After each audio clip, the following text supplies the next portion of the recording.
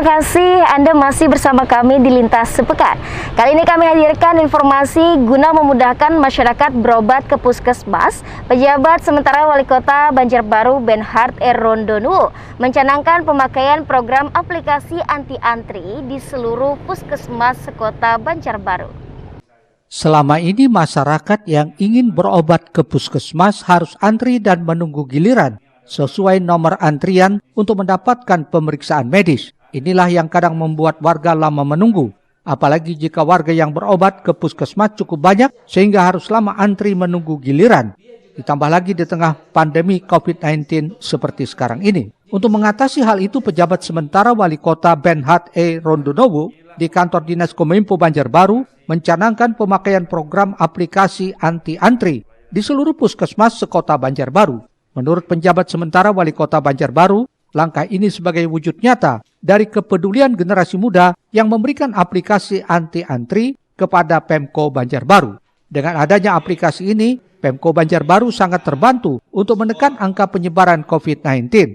Aplikasi ini memudahkan warga supaya tidak antri sekaligus mengikuti saran pemerintah menghindari kerumunan dengan menjaga jarak. Kami sangat terbantu untuk istilahnya menekan COVID-19 di Kota Banjarbaru. Aplikasi ini sangat memudahkan warga supaya tidak antri, jadi kita mengikuti saran pemerintah menghindari kerumunan dengan menjaga jarak, karena dari rumah pun situasi di rumah mau buat atau dalam kehidupan sehari-hari seperti apa, mereka bisa mendaftarkan diri baik di Rumah Sakit Idaman Kota Banjarbaru. Sekarang kita akan luncurkan di puskesmas. Warga dari mana saja bisa mendaftar lewat aplikasi ini. Bagi kami dalam kondisi pandemi saat ini dan untuk memudahkan pelayanan, rencana kami adalah layanan atau pelayanan dalam bentuk apapun di kota ini seharusnya ada aplikasi anti-antri supaya masyarakat itu dari manapun dia bisa mengakses untuk mendaftarkan model-model pelayanan yang ada di Kota Banjarbaru. Melalui aplikasi ini, warga bisa mendaftarkan diri dari rumah, baik untuk ke Rumah Sakit Daerah Idaman Banjarbaru maupun semua puskesmas di Banjarbaru. Pejabat sementara Wali Kota berharap dengan bentuk kemudahan pelayanan seperti ini bisa membuat warga mengakses model pelayanan yang ada di Kota Banjarbaru. Rismana, Banjar TV.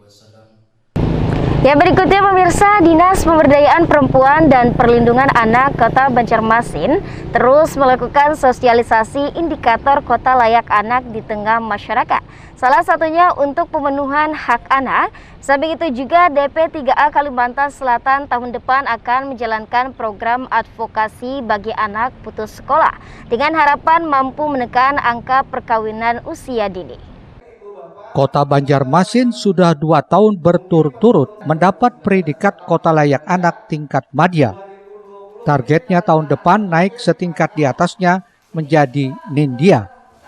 Untuk target tersebut, Senin 19 Oktober, dilakukan sosialisasi kepada kader Posyandu, LSM, dunia usaha, dan 4 kelurahan di Banjarmasin Timur. Menurut Kepala DP3A Kota Banjarmasin, Iwan Fitriadi, ada 31 hak anak yang diatur dalam undang-undang, mulai dari dalam kandungan hingga anak beranjak remaja.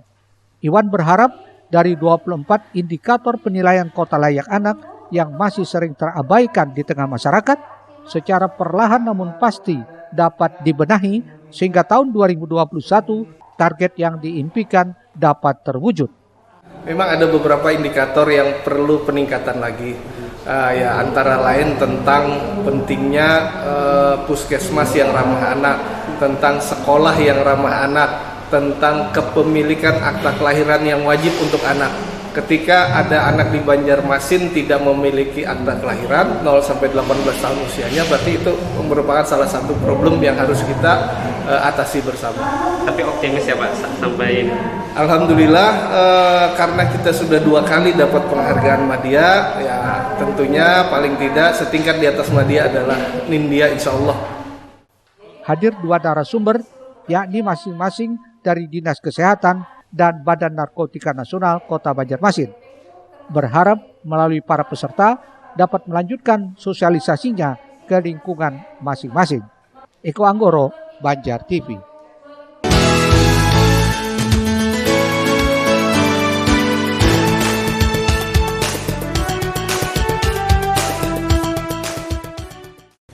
Berdasarkan data dan informasi Badan Pusat Statistik Nasional, Kalimantan Selatan menjadi provinsi tertinggi di Indonesia untuk kasus pernikahan usia dini. Melihat hal itu, Dinas Pemberdayaan Perempuan dan Perlindungan Anak DP3A Kalsel tak henti melakukan sosialisasi tentang pencegahan terjadinya kasus pernikahan anak usia dini. Tak hanya sosialisasi, akan tapi juga edukasi. Rahmawati menjelaskan ada beberapa faktor yang menjadi penyebab tingginya angka perkawinan anak, di antaranya jumlah tersebut lebih tinggi di area rural urban atau pedesaan atau daerah selain perkotaan karena faktor ekonomi termasuk faktor pendidikan. Untuk itu DP3A Kalsel tahun 2021 ini akan menjalankan program advokasi bagi anak putus sekolah. Ada program kita di tahun 2021 nantinya kita akan melaksanakan advokasi bagi anak-anak yang putus sekolah supaya mereka bisa mendapatkan pendidikan, entah itu nanti informal nanti kan seperti contoh di Banjarmasin itu ada yang namanya sekolah beriman. Nah di situ kan anak didiknya itu anak-anak yang putus sekolah, jadi mereka bisa mengikuti pelajaran itu 1 jam atau 2 jam. Yang penting mereka dapat ilmu pengetahuan dan wawasan. Nah, terutama juga kita kan saat ini ada yang namanya forum anak. Forum anak ini kan sebagai pelapor dan pelopor. Nah, dari mereka lah nanti bisa menyampaikan ke teman-temannya bahwa kita jangan dulu-dulu untuk menikah.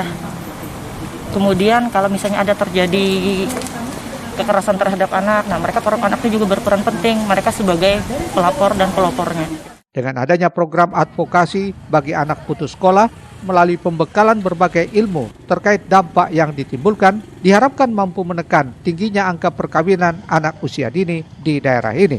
Portasia, Banjar TV. Pemirsa, Sanggar Posko Labastari Kandangan Hulu Sungai Selatan mengikuti lomba aransemen musik Nusantara Cinta Indonesia tahun 2020 dengan membuat video musik aransemen ulang dari lagu Kolam Susu ciptaan Yokuswoyo. Inilah informasinya untuk Anda.